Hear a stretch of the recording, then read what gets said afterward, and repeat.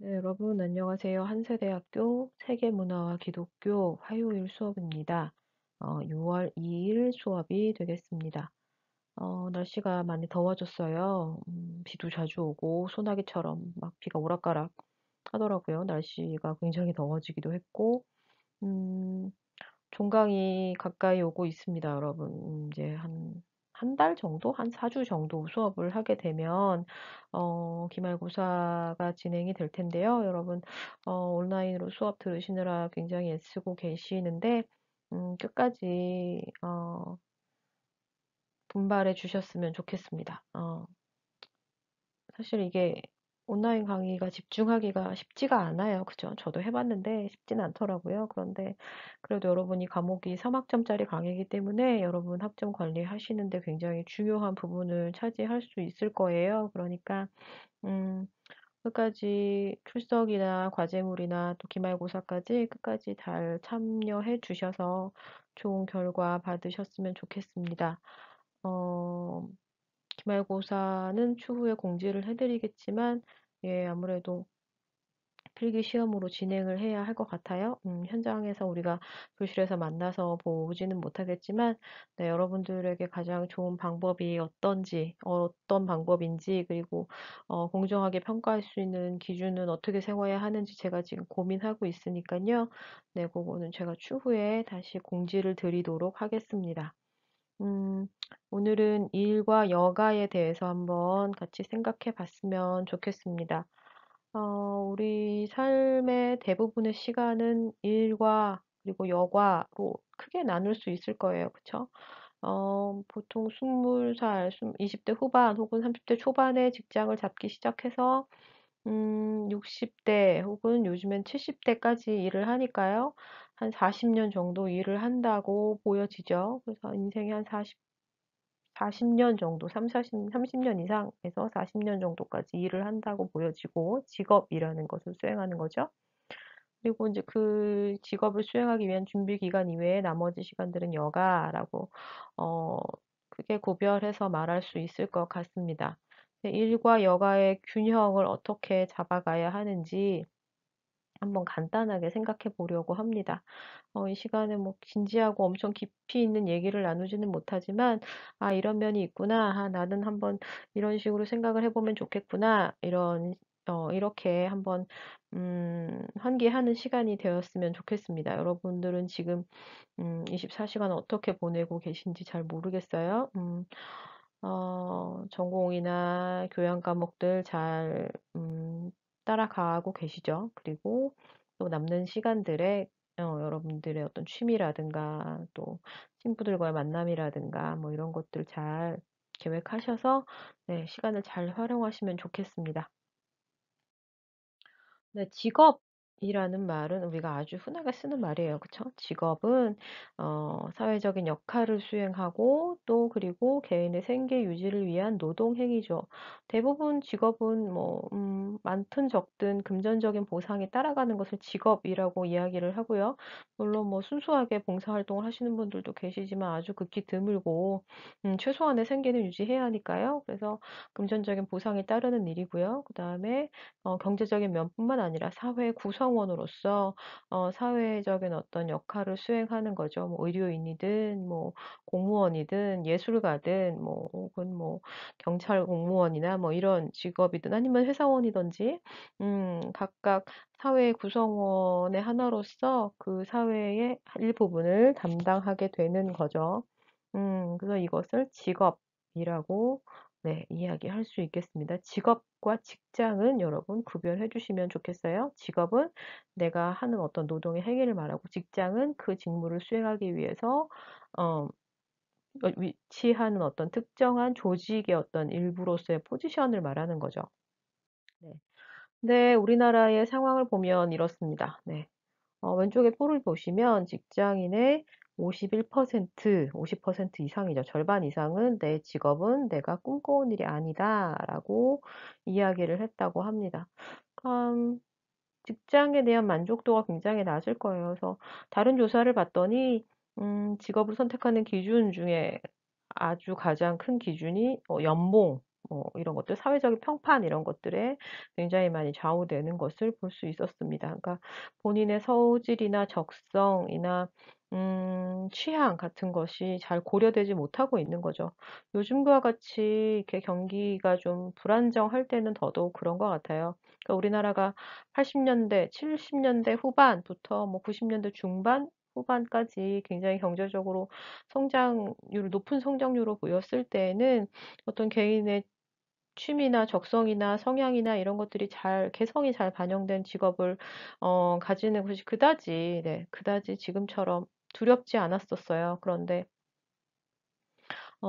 이제 90년대 후반에 IMF 사태가 벌어지고 그리고 2000년대 들어서 인제 굉장히 경제 성장률이 낮아지면서 안정적인 직업을 추구하는 사람들이 많아졌죠. 공무원이라든가 교사라든가 뭐 이런 직업들, 이런 직업들을 굉장히 선호하게 되는, 네, 그런 결과를 가져왔습니다. 그래서 그런 것에 의한 결과물로써 직장인들의 자기 만족도가 굉장히 낮아진 것은 아닐까라고 이야기하는 분들이 계시더라고요. 옆에 표를 보시면, 네, 또 연도별 청년 실업률이 나와 있는데요. 네, 상당히 높습니다. 군대나 뭐 결혼이나 그리고 자발적인 어떤 취업 준비로 인한 뭐 당장의 취업을 포기한 사람들을 제외하고 10%이기 때문에요. 10% 이상이기 때문에 상당히 높은 수준이라고, 예, 단기 알바 같은 게 다 빠져 있는 거예요. 그러니까 구직을 하려고 하고 하는 상황에서 아주 단기적인 일자리도 구하지 못하는 사람들이 10% 이상이라는 거기 때문에요. 굉장히 높은 수준이라고 할 수 있습니다. 그리고 점점 더 높아지고 있다고 하더라고요. 뉴스를 봤더니 코로나 사태로 인해서 기업들이 채용을 많이 줄였다고 하더라고요. 그리고 구조조정도 많이 있을 거고. 그래서 취업률이 더 이제 낮아질 거라는 전망이 있더라고요.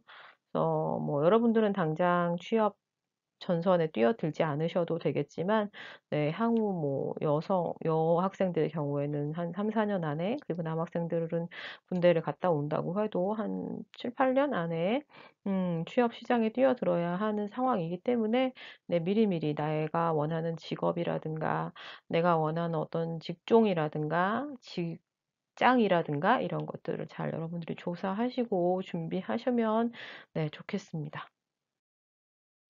네, 앞에서 봤던 자료하고 좀 비슷한 내용이긴 한데요. 일을 선택하는 기준이 다른 사람들에 대한 어떤 그런 평판이라든가 이런 것에 굉장히 많이 좌우되는 것을 볼 수 있습니다. 네. 성인 남녀 52%가 "직업에도 귀천이 있다."라고 이야기를 했대요. 그래서 직업이 선호되는 직업을 결정하는 기준은 첫 번째 사회적인 인식, 그다음에 소득 수준, 업무 환경, 직업 안정성 등등이죠. 그러니까 좋은 직업, 바람직한 직업, 내가 가지고 싶은 직업 이라고 말할 수 있는 것들은 앞에서도 봤듯이 나의 개인적인 어떤 개성이라든가 뭐 이런 것들보다는 다른 사람들의 평판, 사회적인 어떤 판단, 경제적인 반대급부 이런 것들에 많이 좌우되는 것으로 나타납니다. 네. 근데 이런 것들에 의해서 직업을 결정했을 때 과연 이것이 평생 직업이 될 수 있을지 그것에 대해서는 한번 생각해 보면 좋겠습니다. 여러분들 지금 20대 초반이시니깐요. 요런 것들 여러분들의 스스로의 어떤 적성이나 성향이나 개인적인 어떤 관심사라든가 이런 것들을 많이 접해 보시면 좋겠어요. 요즘은 유튜브 같은 것도 많이 있고 그래서 좋은 강의들도 많이 있더라고요, 찾아보니까. 그래서 여러분 시간 내실 때 잠깐 탐색하셔서 앞으로의 직업을 결정하는 데 좀 준비를 하시면 좋겠습니다. 옆에 표를 보시면 비슷한 내용이에요. 고등학생들을 대상으로 한 설문조사, 그다음에 학부모들을 대상으로 한 설문조사 결과를 표로 만들었는데요.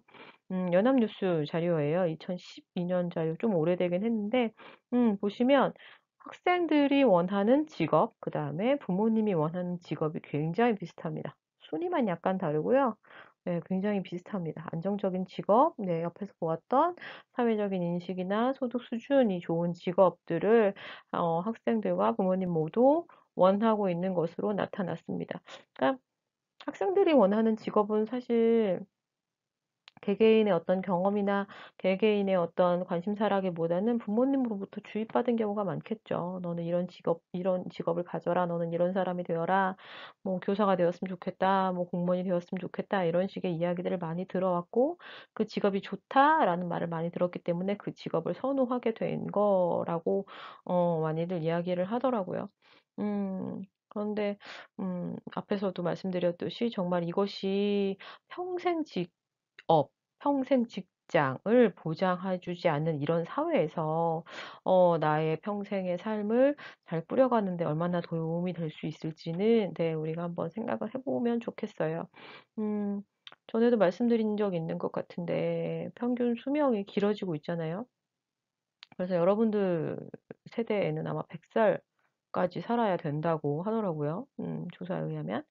그러면 학자들이 예측하면 한 100살 정도를 여러분이 산다고 생각했을 때 지금으로부터 80년 정도가 평균적으로 남은 거잖아요. 앞으로 80 년을 어떻게 살아야 할지 계획을 진지하게 세우셔야 된다고 생각합니다. 지금까지는 '대학에 가라.'라는 어떤 그런 목표를 향해서 달려오셨잖아요, 여러분이. 그래서 어떤 분들은 뭐 본인이 원했던 학과에 오신 분들도 계실 거고 본인이 원하지 않는 학교, 학과에 오신 분들도 계실 텐데요. 진지하게 고민하셔서 자기의 길을 찾아봤으면 좋겠어요. 제가 지금 이 강의를 3 년째 하고 있는데 여러분들 선배들의 이야기를 들어보면 저는 이과가 너무 안 맞아요. 근데 지금 뭐 3 학년, 4 학년이기 때문에 돌이킬 수가 없어요." 막 이런 식으로 이야기를 하더라고요. 그리고 "저는 늦었어요. 너무 늦었어요. 저는 나이가 많아요."라고 이야기를 하는데요. 여러분 긴 인생에서 1년 정도의 시행착오를 1-2년 정도의 시행착오를 너무 두려워하지 않으셨으면 좋겠습니다. 음 저는 제 스스로가 직업에 대해서 어렸을 때 여러분들 나이만 할 때 사실 그렇게 진지하게 고민을 해 보지 않았거든요.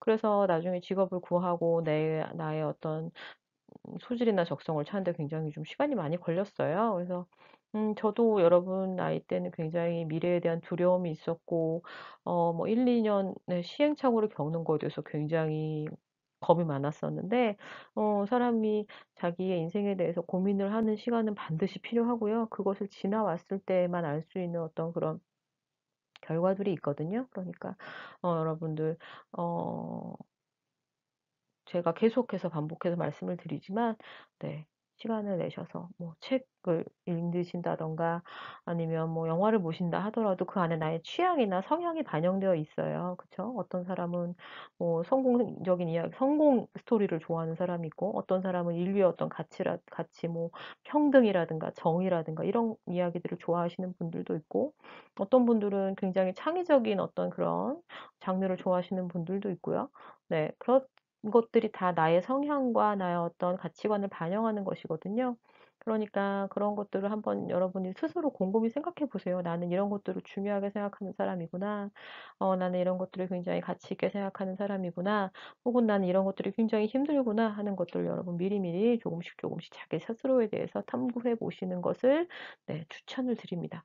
네 하여간 앞에서 보았듯이 직업이라는 우리나라에서는 일이라는 게 굉장히 사회적인 기준에 의해서 결정되고 부모들에 의해서 결정이 되고 그러니까 좀 타의에 의해서 결정되는 경우가 많이 있다라는 것을 알 수가 있었습니다. 그렇다면 이 일이라는 건 도대체 뭘까요? 네.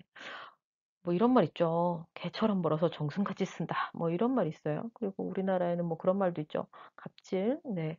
그래서 열심히 돈을 벌고 막 고생고생해서 돈을 벌어서 그 돈을 쓸 때는 막 굉장히 높은 사람의 대접을 받고 싶어 하는 네 그런 성향들이 있어요. 이런 것들이 어떻게 보면 네 일에 대한 이런 서구적인 관점에서 비롯된 부분도 있다고 생각합니다.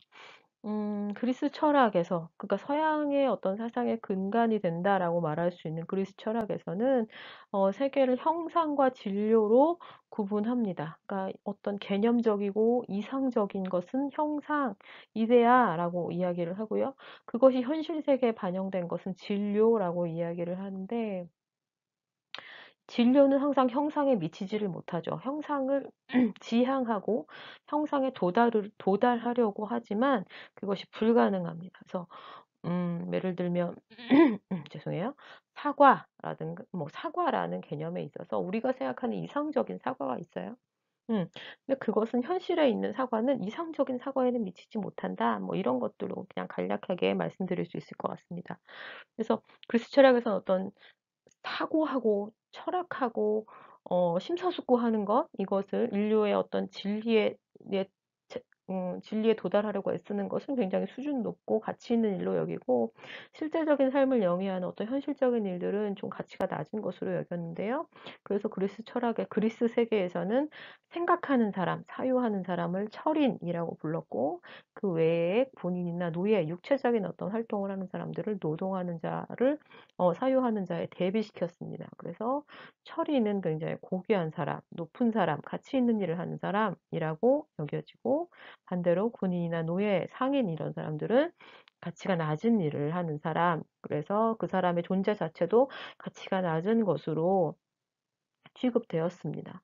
그래서 그리스 철학에서 보는 노동이라는 것은 인간이 어쩔 수 없이 해내야만 하는 그런 어떤 자연의 노예로서 어쩔 수 없이 삶을 영위하기 위해서 해야만 하는 어떤 불가피한 네, 그런 좀 힘들고 고통스럽고 어렵지만 가치가 없는 일이지만 그래도 인간이기 때문에 해야 하는 어떤 그런 일이라고 여겼습니다. 그리고 그래서 노예를 두어서 인간, 고귀한 인간의 가치를 실현하는 사람과 노동을 분리했습니다. 음, 그래서 당연히 네, 노동에 종사하는 사람은 가치 없는 인간으로 취급되는 거죠. 하찮은 일을 하는 존재이기 때문에 네, 그리스 철학에서 네, 아리스토텔레스는 노동에만 종사하는 사람, 뭐 군인이라든가 노예라든가 이런 사람들은 인간이라고 칭하지 않았다고 합니다. 가치 없는 어떤 부속물 같은 그런 존재로 취급받은 거죠.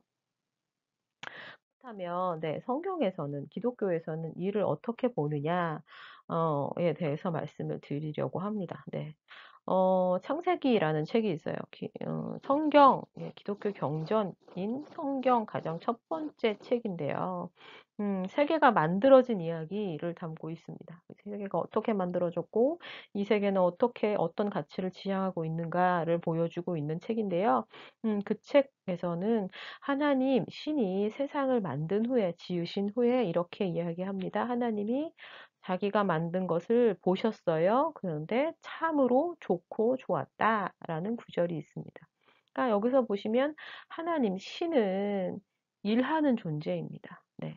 기독교의 신은 네, 그저 그리스의 어떤 철학, 그리스의 신들, 로마의 신들, 아니면 다른 고대 근동의 어떤 신들, 메소포타미아라든가 뭐 이집트라든가 뭐 이런 네, 그런 세계의 신들과 달리 일하는 존재입니다. 네, 다른 세계관에서는 기독교 외의 다른 세계관에서는 대부분 신은 인간을 노예로 씁니다. 인간은 신을 기쁘게 하기 위한 존재로 노동을 하고요. 그 결과물을 신에게 갖다 바치죠. 그런데 그리고 그래서 신들은 노동하지 않습니다. 그런 벌을 받아서 노동하는 신은 있죠. 그러나 신은 자체로 고귀하기 때문에 노동하지 않습니다. 하지만 기독교에서는 하나님, 신, 절대 존재가 일하는 자로 성경의 가장 첫 번째 책에서 기록되어 있습니다.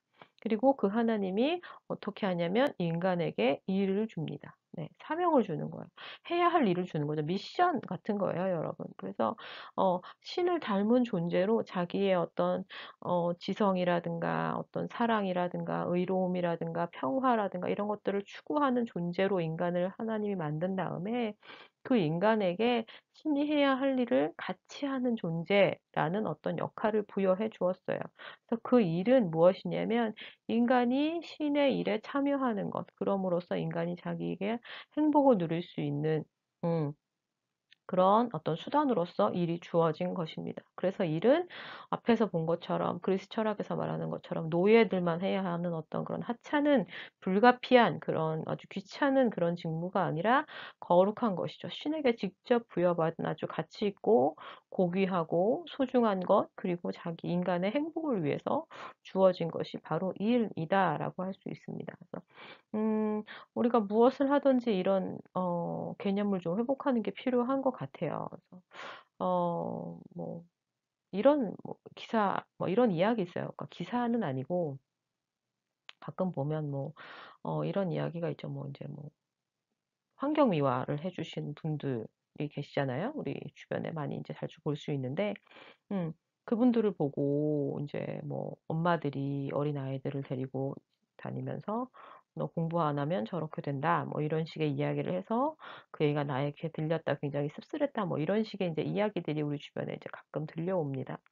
그러니까 이것은 그 사람이 하는 일로 사람의 가치를 판단하는 거고요. 그리고 어떤 일을 하든지 '그 일은 소중하다.'라는 것이 아니라 중요한 일, 가치 있는 일, 좋은 일, 그다음에 가치 없는 일, 하찮은 일 이런 걸로 나누는 거죠. 그래서 일 자체를 이렇게 등급화하고 계급화하고 그 일을 하는 사람들 자체를 또다시 등급하고 계급화하는 굉장히 좀 뭐랄까 바람직하지 못한 혹은 천박하다고 할 수 있는 좀 어떤 속물 같은 그런 네 그런 태도라고 할 수 있을 겁니다. 그래서 우리는 이런 것들을 좀 지양해야 하죠.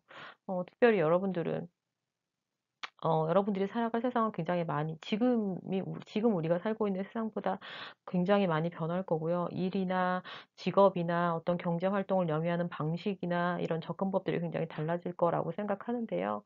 그래서 여러분들이 일에 대한 어떤 개념을 잘 정의하셨으면 좋겠습니다. 그래서 어 뭐 저희들의 어른들이 생각하는 살아왔던 것처럼 그저 남들 보기에 번듯한 일로 적당히 만족하기보다는 자기가 할 수 있는 자기가 스스로 행복한 어떤 그런 일들을 잘 찾아서 하실 수 있으면 좋겠습니다. 네. 그래서 계속해서 기독교적인 관점에서 일에 대해서 살펴보면요. 마틴 루터라는 신학자가 있습니다. 목사님이신데요. 음, 가톨릭과 개신교를 가르는 교회와 성당을 가르는 종교개혁이라는 것을 시작하신 분으로 알려져 있죠. 그래서 마틴 루터는 음. 인간이 하는 모든 일 를 굉장히 중요하다. 아주 가치 있고 고귀한 일이다라고 이야기했습니다. 그래서 독일어 소명이라는 말에서 직업이라는 말이 나왔습니다.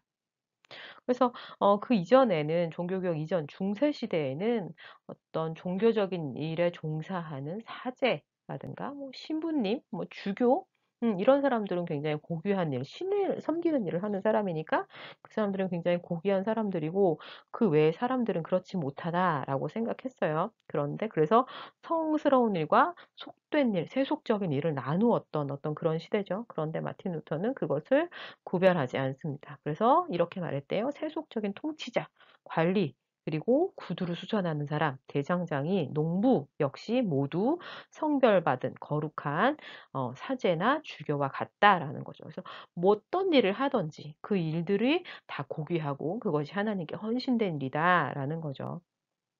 밑에 보시면 하나님은 소젖자는 하녀의 직업을 통해서 하나님께서 친히 우유를 짜고 계신다. 어, 흔히 소젖자는 하녀 굉장히 하찮은 일이잖아요. 뭐 고난이도의 뭐 작업이 요구되는 것도 아니고 그다음에 뭐 굉장히 고귀한 사람이 하는 일도 아니고 그런데 그 일조차도 하나님이 친히 우리를 위해서 하시는 일과 같다라고 이야기를 했다고 합니다. 그래서 네, 설명을 보면 직업은 무엇이냐? 하나님이 세상을 돌보시는 하나님의 가면이다라는 거죠. 뭐 우리가 사는 주변을 청소해 주시는 분들이라든가 뭐 경찰관이라든가 소방관이라든가 혹은 회사원이라든가 어떤 뭐 예술가들이라든가 뭐 아름다운 물건들을 만드시는 분이라든가 그것을 뭐 배달해 주시는 분들이라든가 우리가 만나는 세상의 어떤 굉장히 많은 다양한 직업군들 그 일을 하는 모든 분들이 다 하나님이 다른 가면을 쓰고 우리를 섬겨 주시는 것이다. 그리고 나도 하나님과 동행 하나님을 대신해서 다른 사람을 섬기는 일이다라고 이야기를 했다는 거죠. 그래서 하나님과 이웃을 섬기는 모든 일은 다 거룩하고 중요하고 가치가 있다라고 이야기를 했다는 거예요. 그래서 성경에서 말하는 일 혹은 직업이라는 것은 네, 신에게서 부여받은 나의 재능과 나의 어떤 뭐랄까 관심사, 나의 가치관들을 반영할 수 있는 아주 좋은 수단이 되는 거고요. 그것들을 통해서 어떤 하나님 나가 믿는 어떤 신이 지향하는 아름다운 세계를 만들어 가는데 기여하는 그런 방식이 되는 거죠. 네. 그래서 직업과 소명, 네, 모든 직업은 대부분 소명이라고 말할 수 있습니다. 부르심을 받은 방식이죠. 신으로부터 명령을 받은 거예요. 너는 다른 사람을 치료하는 것으로 세상을 섬겨라. 너는 다른 사람들에게 물건을 배달해 주는 것으로 세상을 섬겨라.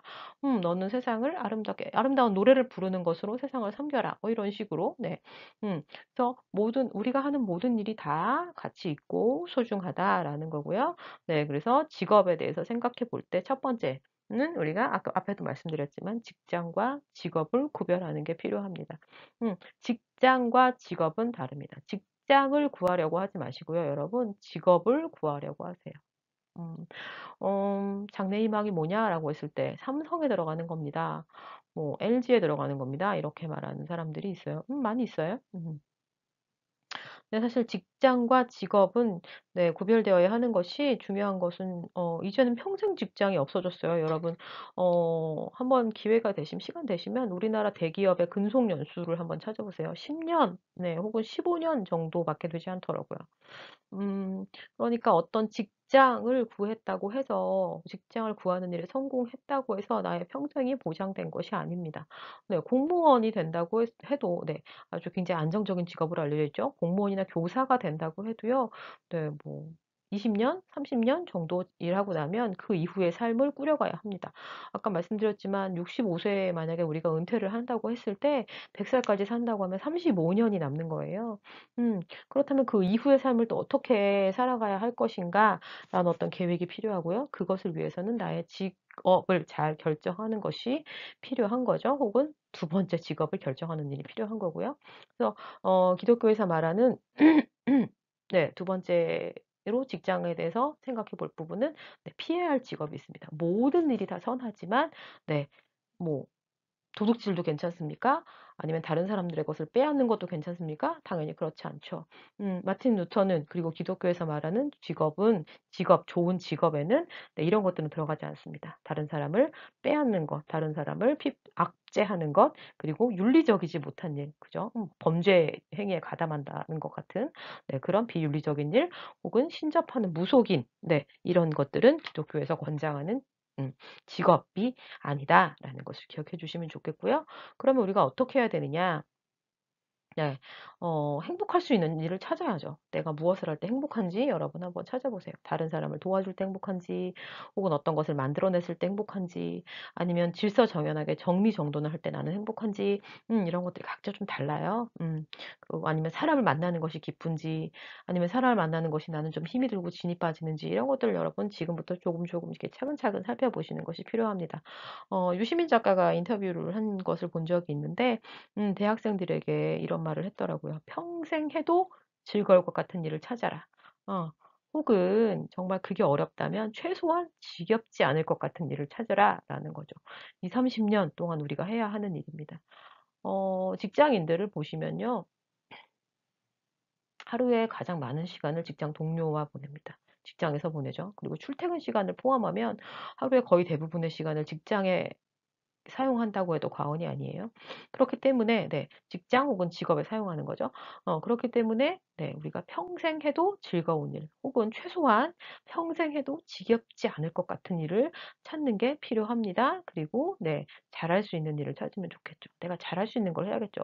내가 너무 좋아하는 일인데 잘 못해요. 지난번에 본 것처럼 마이클 조던이 야구를 너무 좋아하는데 야구를 잘 못해요. 그러면 그것은 직업으로서 좀 다시 생각해 보아야 할 필요가 있죠. 그러니까 내가 잘할 수 있는 일, 그래서 소질과 적성을 또 여러분 고민해 보시는 것이 필요합니다. 네. 그렇게 해서 직장 혹은 직업, 네, 나의 평생의 일을 구했다라고 한다면 그 일을 또 수행하는 동안에 그 직업에 종사하는 동안에 우리가 어떻게 여가를 보낼 수 있느냐가 필요합니다. 워라밸이라는 말이 있어요. 그죠? 워킹과 라이프, 삶의 균형을 찾자라는 거고요. 그중에서 가장 중요한 부분이 또 여가라고 할 수 있죠. 여가는 한자를 보시면 예, 남는 시간이에요. 그죠? 그래서 영어로도 보시면 leisure, spare time, free time이라는 말로 그러니까 남는 시간, 한가한 시간. 네. 그런 말로 표현될 수 있습니다. 근데 이 일을 통해서 어떤 사회 구성원으로서 역할을 다하고 그다음에 경제적인 어떤 활동을 영위하고 그 외에 다른 시간을 어떻게 보낼 것인가가 우리 삶의 행복 지수를 굉장히 좌우한다는 것을 여러분도 알고 계실 겁니다. 어 이 표를 보시면요. 네. 우리나라의 상황을 알 수 있습니다. 우리나라와 세계를 비교해 봤는데요. OECD와 IMF 자료입니다. 근로시간이 길수록 행복과 멀어진다라는 것이 나타나 있습니다. 근로시간이 많은 나라예요. 네, 2016년 기준인데요. GDP가 근로시간이 많은 나라 1, 2, 3위 한국, 멕시코, 그리스입니다. 그런데 보시면 네, 행복 지수는 높은 편이 아니다라는 것이 나타나 있습니다. 밑에 보시면 행복 지수 높은 나라 노르웨이, 네덜란드, 독일이에요. 네, 근로 시간은 좀 낮은 편입니다. 그러니까 직장에 매여 있는 시간, 직업에 매여 있는 시간이 길수록 행복 지수가 낮아지는 거죠. 경제적인 어떤 반대급부가 최소한의 삶을 인간적인 삶을 영위하는 데는 굉장히 중요하지만 그것이 지나가면 어느 정도 소득 수준이 달성되면요. 경제력이 주는 만족도는 좀 떨어진다고 하더라고요. 대신 내가 개인적으로 나의 발전을 위해서 혹은 휴식을 위해서 사용하는 시간들이 행복도에 영향을 미친다라는 거죠. 그래서 우리나라의 현황을 보면 네, 근로 시간은 많이 줄어들긴 했습니다. 네. 30년 네, 20년 정도의 기간을 두고 이제 표를 그린 건데요. 네, 연간 노동 시간은 많이 줄었어요. 2,800시간 후반대였는데 지금은 이제 2,400, 2,300 뭐 이렇게 되죠. 그래서 법정 근로 시간은 많이 낮아지긴 했지만 법정 근로 시간 외에 뭐 야근이라든가 뭐 특근이라든가 뭐 이런 것들이 있으니까요. 그래서 평균 근로 시간을 보면 예, 굉장히 많이 상당히 많이 줄어들었다. 주 5일 근무가 정착되면서 네, 그리고 이제 뭐 최저임금이 좀 상승하면서 연간 노동 시간은 많이 줄어들긴 했지만 이것이 국제적인 어떤 평균에 비하면 여전히 우리나라는 아직도 높은 수준이다라는 것을 알 수 있습니다. 그러니까 사실 하루 동안에 쓸 수 있는 개인적인 시간이 많지가 않아요, 여러분. 8시간 근무를 한다고 해도요, 뭐 출근 시간보다 조금 먼저 가고요. 퇴근 시간보다 조금 늦게 퇴근하는 게 보통 이제 직장의 문화거든요. 뭐 그렇게 되면 한두 시간 정도 더 플러스 된다고 봐야 되고, 그다음에 뭐 통근 시간이 있고 뭐 이렇기 때문에 뭐 열 몇 시간을 그냥 일하는 데 보내는 것은 뭐 너무나 당연하고, 그리고 요즘에는 또 인제 뭐 카톡이라든가 뭐 다른 SNS들이 메신저들이 인제 많이 발달했잖아요. 그래서 뭐 수시로 인제 뭐 휴일에도 뭐 그리고 혹은 휴가를 갔을 때도 업무적인 어떤 처리를 해야 되는 사람들이 많이 있다고 하더라고요. 그렇기 때문에 네, 이렇게 좀 업무 시간과 행복 지수는 대부분 대략 반비례한다라는 것을 네, 알 수 있습니다. 그래서 그렇다면 도대체 왜 이렇게 열심히 일을 해야 되느냐? 더 많은 경제적인 어떤 반대급부를 위해서 해야 되느냐? 우리나라의 국력 창출을 위해서 해야 되는가라고 봤을 때 꼭 그렇지만도 않다라는 거죠.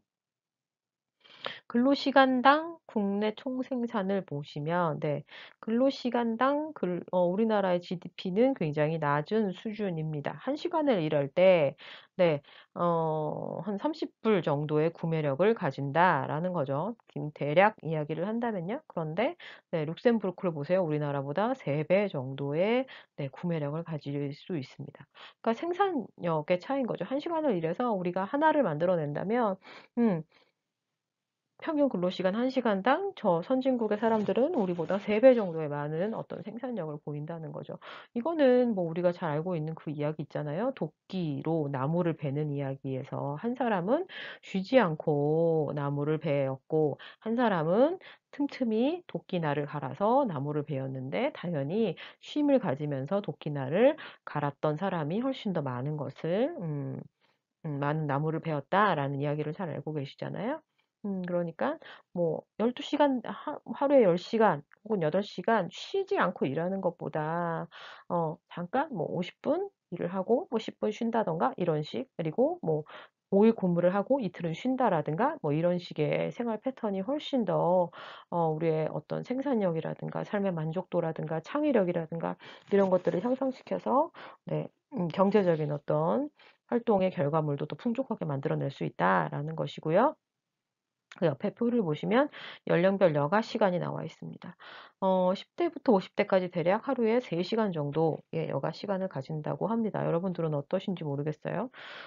저도 보니까 뭐 직장에서 퇴근하고 와서 뭐 한 2 시간, 예, 정도 한 2 시간 정도, 그다음에 뭐 아침에 일어나서 뭐 1 시간 정도, 네, 이렇게 여가 시간이 있는 것 같아요. 그리고 인제 뭐 출퇴근하는 어떤 그런 시간들 하면 3 시간 뭐 중후반 정도 되더라고요. 그 시간을 들을 되게 인제 여가 시간이라고 보내고 있고, 그다음에 옆에 보시면 연차와 사용률 보세요. 이탈리아, 독일, 네덜란드를 보시면 1 년에 한 30일 정도를 연차로 사용하고 있습니다. 쉬는 거죠. 휴일 외에, 공식적인 휴일 외에 쉬는 날로 사용하고 있는 거고요. 우리나라는 한 열흘 정도, 그러니까 휴가로 따지면 한 2주 정도 휴가가 된다고 볼 수 있겠죠. 음 이렇게 있지만 그것을 사실 다 사용할 수는 없다. 그것이 우리의 현실이다라는 것을 알 수 있습니다. 그러니까 우리나라는 쉬는 것에 대해서 굉장히 좀 각박한 것 같아요. 쉼이 권장되는 사회도 아니고 쉼을 약간 죄악시하는 그런 문화가 있었죠. 그래서 경제적으로 좀 어려운 시기를 겪었기 때문에 근면성실이 굉장히 아주 좋은 덕목으로, 귀중한 덕목으로 이야기됐었고, 그다음에 어떤 성공 신화 이런 것들 굉장히 좋아하잖아요, 우리나라 사람들. 자수성가한 스토리. 음. 그래서 뭔가 쉬고 여유를 가지고 좀 휴식을 취하는 것보다는 막 근면성실하게 잠자는 시간을 쪼개서 막 10 분, 20 분의 어떤 시간의 어떤 손실 없이 열심히 성과를 지향하면서 막 달려가는 그런 삶을, 네, 좀 사람들이 좋아한다. 우리나라 문화가 좀 그런 것들이 있죠. 과로사라는 말도 있고요. 또 그렇지만 그것이 과연 바람직한가에 대해서는, 네, 우리가 한번 생각해 보자는 겁니다. 그러면 앞에서 보았듯이 보통 50대 미만, 10 대부터 50 대까지는 하루에 3 시간 중반, 한 3 시간 반 정도의 시간이 있고, 60대 정도에 들어가면 한 5 시간 정도 쉬는 시간이 있는데요. 여가 시간이 있는데 어떻게 보내느냐라는 거죠. 대부분 TV 시청, 라디오를 청취하는 것으로 보낸다고 합니다. 매스미디어에 귀를 기울이는 거죠. 그다음에 뭐 잡담하고 친구랑 통화하고, 그다음에 게임하고, 네, 등등 보시면, 그다음 보세요. 뭐 목욕하거나 술 마시거나 뭐 영화 보거나, 예, 굉장히 좀 수동적인 어떤 그런 활동을 하는 것으로 나타납니다. 뭐 혹은 뭐 낮잠을 자거나 서핑을 하거나 채팅을 하거나, 그러니까 좀 액티브한 활동보다는 굉장히 뭐랄까, 좀 정적인, 그리고 소극적이고 수동적인 활동에 머물러 있다라는 것이죠. 우리나라는 여가 문화가 많이 발달하지 않아서요. 그러니까 뭐 스포츠를 즐긴다든가 혹은 동호회 활동을 한다거나 뭐 이런 것들이 많이 활성화돼 있지 않은 것 같아요. 그래서 앞으로는 이런 문화들이 좀 더 많이 음 활성화되겠죠. 주당 근무 시간이 점점점 법정 근로 시간이 작아지고 있기 때문에. 그다음에 인제 뭐 코로나로 인해서 재택근무라든가 뭐 온라인으로 뭐 이런 뭐 원격으로 회의한다거나 이런 것들이 많아졌기 때문에 여가가 좀 조금씩 늘어날 거라고 전망을 하더라고요. 그래서 좀 '창의적으로 여가를 보낼 수 있는 방식들을 각자 찾아야 하는 것이 아닌가.'라는 생각이 듭니다. 그래서 여가의 중요성을 보시면 존 메디나라는 분이 계시대요. 워싱턴대 교수이고 미국 국가위원회에서 활동을 하셨다고 하는데, 네, 그분이 이런 말을 했다고 해요. "인간은 호랑이에게 쫓기는 정도의 짧은 시간 동안만 스트레스를 견딜 수 있다." 만약 당신 집 앞을 몇 년 동안 호랑이가 지키고 있다면 과도한 스트레스 때문에 수면 주기와 모든 면역 체계가 무너질 것이다. 따라서, 예, 스트레스는 옳지 않다라는 거죠. 과도한 스트레스가 오랫동안 지속되는 것은 좋지 않다라는 겁니다. 뭐 우울증이나 뭐 이런 것들이 오겠죠. 경제적인 압박이라든가 어떤 성과에 대한 압박이 클수록, 네, 굉장히 우울증, 그다음에 완벽주의적인 성향 뭐 이런 것들이 커진다고 하는 거는 뭐 우리가 다 알고 있으니까요. 그래서 계속 보시면 스트레스로 인해서 인체가 분비하는 호르몬은 중요한 기억을 담당하는 두뇌 세포 간의 연결을 끊어 놓는다고 합니다. 그러니까 너무 스트레스가 집중되면 어떤 두뇌의 활동이 굉장히 저하된다라는 거죠. 그러니까 여러분들 어떤 일을 하실 때 뭐 시험 기간이라든가 뭐 과제물을 내야 되는 기간이라든가 이런 것들은 좀, 이런 어떤 기간들은 어쩔 수 없다고 하더라도 그 스트레스를 너무 길게 가져가지 않으시는 것을, 네, 여러분에게 다시 한번 말씀드립니다. 그러니까 뭐 취업이라든가 혹은 개인적인 어떤 뭐 감정적인 문제라든가 어떤 뭐 다른 어떤 일들로 인해서 여러분들이 극심한 스트레스를 받고 계신다면 그 스트레스를 관리하는 방법들을 좀 찾아보셨으면 좋겠고요. 혹은 또 좀 내가 힘들다라고 하면 좀 주변에 도움을 받는 것을 네, 여러분께 좀 권해드립니다. 그래서 스트레스는 사람의 어떤 경 신체적인 활동을 굉장히 떨어뜨리고 두뇌 활동 떨어뜨리고요. 이건 우리가 다 알고 있다시피 네. 스트레스를 관리하는 것이 필요하죠. 그중에 가장 중요한 것이 여가 활동입니다. 한병철이라는 철학자가 있습니다. 이분은 지금 독일에서 활동하고 계신데요. 이분이 피로사회라는 책을 썼어요. 거기에서 이런 말을 하셨습니다. 자본주의가 세련되게 진화하면서 교율 사회로부터 성과 사회라는 패러다임으로 전환됐다라는 거죠. 음. 개개인의 활동을 개개인의 어떤 생산하는 물건들 경제적인 어떤 지수 뭐 경제적인 어떤 성과들을 일일이 체크하는 것에서 이제는 반대로 높은 성과를 보인 사람을 칭찬하는 사회가 됐습니다. 그래서 현대인은 계속 보시면 진화한 자본주의를 사는 현대인은 할 수 있다라는 과도한 긍정에 뿌리박은 성과 주체가 돼서 과거보다 훨씬 더 효과적이고 효율적으로 자신을 자발적으로 착취한다라는 거죠. 더 열심히 해야 해. 내가 노력이 부족한 거야. 내가 열심히 살지 못했어. 그렇기 때문에 나는 실패한 거야. 이런 말들을 계속 반복하는 거예요. 제가 여러분 요즘 인기 드라마 있잖아요. 슬기로운 의사생활. 그 전작인 그거 그 이제 그 PD와 작가의 전작인 슬기로운 감방 생활이란 드라마를 제가 요 근래에 보게 됐어요. 전에는 보지 않았었는데 너무 재밌다 그래 가지고 요 근래에 보게 됐거든요. 근데 거기에서 보면은 그 사람이 있어요. 젊은 학생인데 굉장히 가난해서 열심히 아르바이트를 하다가 어떤 공장이나 뭐 이런 데서 공사장에서 이렇게 아르바이트를 하다가 사장님이 이렇게 뭐 이야기를 해 가지고 이제 무면허로 운전을 하다가 사고를 냈는데 그 사고를 덤태기를 쓰고 인사사고였기 때문에 그 사고를 다 자기가 덤태기를 쓰고 구치소에서 생활하는 어떤 청년의 이야기가 나오는데요. 거기서 걔가 막 자책을 하는 거예요. "내가 하루에 4 시간 자고 나는 토익 공무원 시험 준비를 했는데 해마다 떨어져서 나는 이렇게 되었고 그래서 가게에 보탬이 되려고 돈을 벌려다가 이렇게 됐다. 내가 더 열심히 했어야 했다. 내가 더 노력했어야 했다." 이렇게 말을 하는데요. 그거죠. 그러니까 한 사람의 실패라든가 한 사람의 어떤 어려움을 그 사람의 개개인의 문제로 치부하는 거예요. 그래서 "네가 열심히 하지 않았기 때문에, 네가 게을렀기 때문에, 네가 성실하지 않았기 때문에, 네가 계획을 잘 세우지 않았기 때문에 넌 성공하지 못했다."라는 걸로 개개인을 자책하게 만드는 겁니다. 이런 것들을 좀 벗어나야 한다라는 거죠.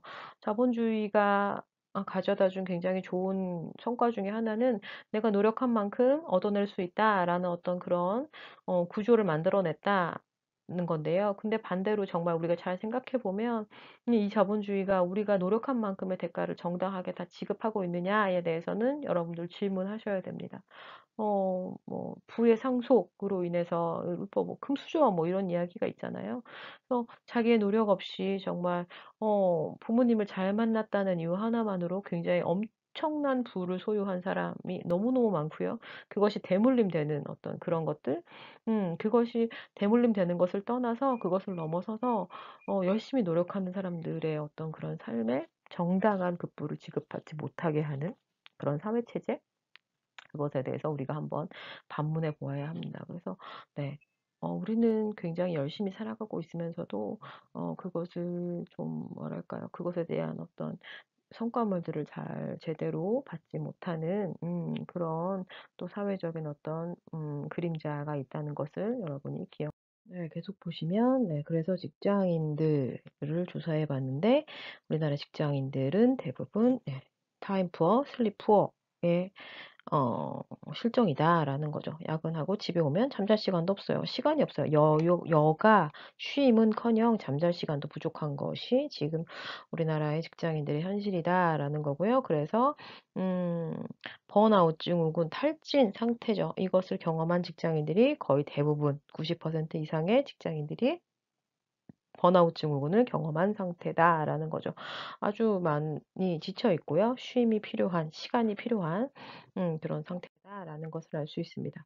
여가의 중요성을 한번 보면요. 아인슈타인은 이런 말을 했대요. "성공은 일과 놀이와 침묵의 합이다."라는 거죠.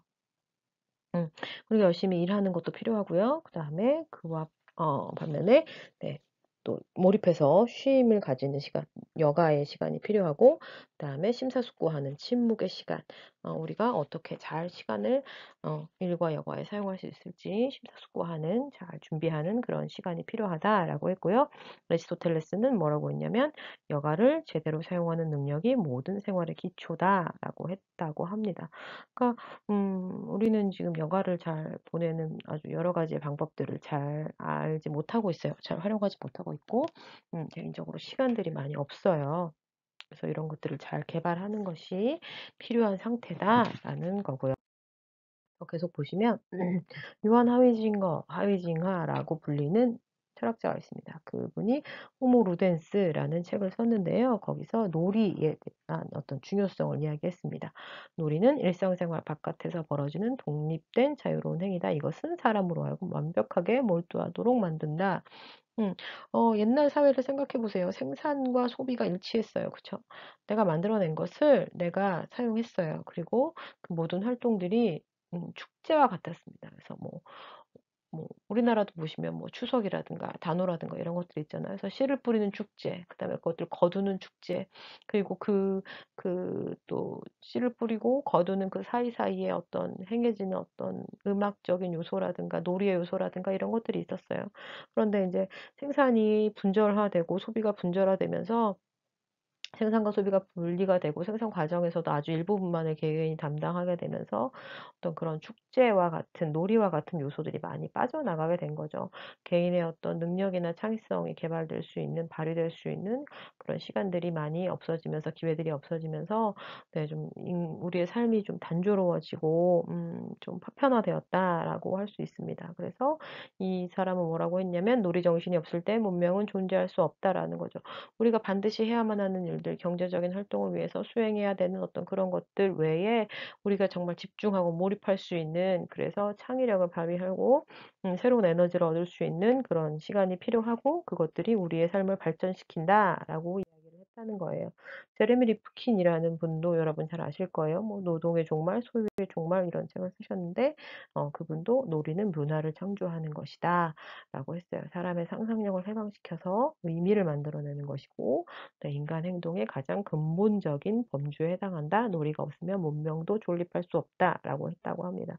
그러니까 되게 하찮아 보이는 시간들, 시간을 낭비하는 것만 같은 그런 놀이의 시간들이 오히려 우리의 삶을 발전하게 하고 풍요롭게 하는 그런 어떤 창조적인 시간이다라는 것을 알 수가 있습니다. 그래서 우리는 여가는 얼마나 여가가 중요한지 생각해 봐요. 일을 하고 남는 시간을 쉬는 것이 아니라 쉼을 위한 어떤 일로, 반대로 서로 상호관계를 이해해야 되는 거죠. 그래서 일은 여가의 기쁨을 위해서 존재하는 것이다. 열심히 일하고 또 열심히 즐겁게 행복하게 시간을 보낼 수 있도록, 여가 시간을 보낼 수 있도록 하는 준비가 필요하다라는 거고요. 여가는 재창조하는 시간이고 반성하는 시간이다라는 거죠. 그래서 앞에서 보았던 아인슈타인의 공식을 보시면 네, 성공은 일과 놀이와 침묵인데 네, 놀이는 남는 시간, 여가는 남는 시간만이 아니다라는 거죠. 그냥 쓰고 남는 그냥 아무렇게나 써버려도 되는 그런 시간이 아니다라는 거고요. 놀이와 일의 시너지를 이해해야 하고 그래서 최선을 다해서 열심히 일하고 그다음에 몰입해서 즐기고 놀이하고 그리고 이것의 실행을 위해서 항상 심사숙고하고 준비해야 한다라고 이야기했다고 합니다. 멍 때리기 아시죠, 여러분? 대회도 있었어요. 올해는 하지 못했지만 네, 멍 때리기 대회가 서울에서 벌어지고 있고요. 또 국제 대회도 열렸다고 하더라고요, 수원에서. 음, 어, 멍 때리기가 보면 굉장히 시간을 낭비하는 행위로 보여질 때가 있습니다. 도대체 뭐 하냐, 너는. 이런 말 듣는 분들 많이 있을 거예요. 근데 멍 때리기라는 어떤 우리가 무념무상 상태죠. 명상과는 좀 다르다고 하더라고요. 그야말로 어떤 곳에도 몰두하지 않고 있는 멍을 때리고 우리의 이제 뇌를 비우는, 생각을 비우는 그런 시간인데요. 그 시간이 그렇게 우리가 겉으로 보이는 것처럼 시간을 낭비하는, 아무것도 하지 않는 그런 상황이 아니라는 거죠. 그래서 카이스트의 정재승 교수님은 뇌에는 휴식을 취할 때 더 활발해지는 영역이 있다라는 이야기를 했습니다. 이것들은 과학자들이 알아낸 건데요. 네. 디폴트 모드 네트워크라고 의학 용어로는 그렇게 말하고 한다고요. 우리 뇌의 어떤 기본적인 상태죠. 어떤 특별한 활동을 하지 않을 때 그런 상태에서 뇌의 어떤 특정한 부위가 더 활성화된다는 거. 아무것도 하지 않고 있는데 '내가 왜 활성화되느냐.' 봤더니 과거의 어떤 일들을 다시 정리해서 재교정을 하고요. 그다음에 자기 자신에 대해서 타인에 대해서 내가 이렇게 생각을 정리하는 어떤 그런 시간이라고 하더라고요. 그러니까 '나는 아무것도 생각하고 있지 않다.'라고 하지만 사실 뇌는 어떤 프로세스를 거쳐서 활동을 하고 있는 거고요. 그래서 기본적인 에너지를 사용하고 있는 어떤 그런 시간이다라는 거죠. 우리는 잠시 동안의 쉬는 시간도 견디지 못해서 계속해서 핸드폰을 들여다보거나 광고물을 들여다보거나 뭐 그런, 예, 그래서 잠깐이라도 생각을 쉬지 못하는 사람들이 많이 있어요. 저도 좀 그런 경향이 있는데 저도 글자 보는 걸 되게 좋아하거든요. 그래서 막 치약 설명서, 막 약통에 있는 설명서 이런 것도 막 읽어요. 네. 이렇게 계속해서 몰입해서 뭔가를 읽고 생각하는 것도 중요하지만 가끔은 이렇게 아무것도 없이 뇌를 비워주는, 생각을 좀 비워주는 그런 시간을 통해서 우리의 뇌가 좀 더 활성화될 수 있고 더 많은 창의적인 아이디어들이 생겨날 수 있다라는 것을 기억해 주시면 좋겠고요. 그래서 다시 한번 말씀드리면, 네, 디폴트 모드 네트워크라는 상태는 어떠냐면 몽상을 즐길 때, 잠을 잘 때처럼 외부 자극이 없을 때 활발하게 뇌가 활동하는 것을 가리킵니다.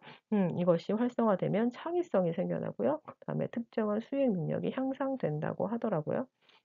그러니까 여러분, 뭐 잠깐 뭐 친구를 기다리거나 아니면 어떤 일을 할 때 잠깐 시간이 남을 때 우리는 자꾸 뉴스를 들여다보고 뭐 만화를 보고 게임을 하고 막 자꾸 뭔가를 하려고 해요. 그런데 하루에 몇 분이라도, 한 10 분이라도, 한 1-20 분이라도 아무것도 하지 않고 좀 뇌를 좀 이렇게 정리정돈하는, 네, 그런 시간들을 가지시면 여러분들의 어떤 학습 활동이나 또 여러분들이 뭐 다른 활동들을 하는 데 더 많이 도움이 될 거라고 생각하고요. 그래서 오늘은 네, 일과 여가에 대해서 우리 삶을 중요하게 구성하고 있는 두 가지 축인 일과 여가에 대해서, 네, 생각해 보았습니다. 네, 여러분, 들으시느라고 수고 많으셨고요. 어, 사실 어 온라인 강의 듣는 게, 집중해서 듣는 게 쉽지는 않으시겠지만, 네, 여러분 잠깐 이렇게 화면이라도 슬라이드라도 한번 보시고요.